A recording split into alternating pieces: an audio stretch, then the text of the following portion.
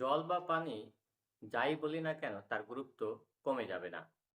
আমরা সদ্য পেরিয়ে এলাম বিশ্ব জল দিবস, যা 22শে মার্চ পালন করা হয়। জলের গুরুত্বকে তুলে ধরার জন্য জাতিসংঘ কর্তৃক বার্ষিকভাবে উদযাপিত হয় এই দিনটি।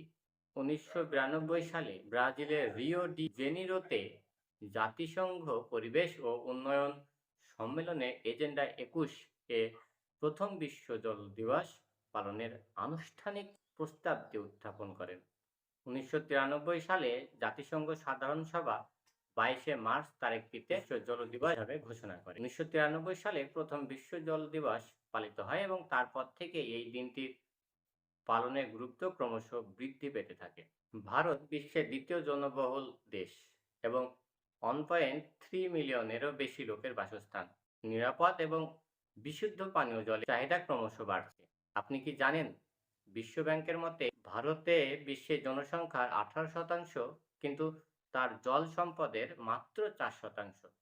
এটিকে বিশ্বের সবচেয়ে জলের চাপযুক্ত দেশগুলির মধ্যে একটি করে তুলেছে। সাম্প্রতিক বছরগুলিতে জলবায়ু পরিবর্তন, অনিয়মিত বৃষ্টিপাতের ধরন এবং জলসম্পদের দুর্বল ব্যবস্থার কারণে ভারত জল সংকটের সম্মুখীন হয়েছে।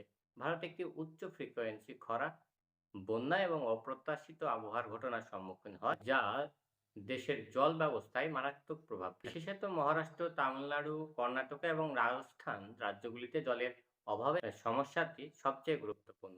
বিশ্ব জল দিবস উপলক্ষে ইউনেস্কোর তৈরি করা এক প্রতিবেদনের তথ্য অনুযায়ী বিশ্বের অন্তত 220 কোটি মানুষ বিশুদ্ধ জল পায় না বলে জানিয়েছেন জাতিসংঘ। প্রায় 350 কোটি মানুষের নিরাপদ স্যানিটেশন ব্যবস্থার সুযোগ নেই বলেও শুক্রবার প্রকাশিত হয় ওই প্রতিবেদনে। এছাড়াও বিশ্বের প্রতি 2 জনের 1 জন বছরের কয়েক মাস পানির অভাবে কাটায় বলেও প্রতিবেদনে উল্লেখ রয়েছে। জলের অপর নাম জীবন। জল ছাড়া প্রাণের বেঁচে থাকা সম্ভব নয়। মানুষ কিছুদিন না খেয়ে বেঁচে থাকতে পারে, কিন্তু জল ছাড়া তার পক্ষে বেঁচে থাকা অসম্ভব।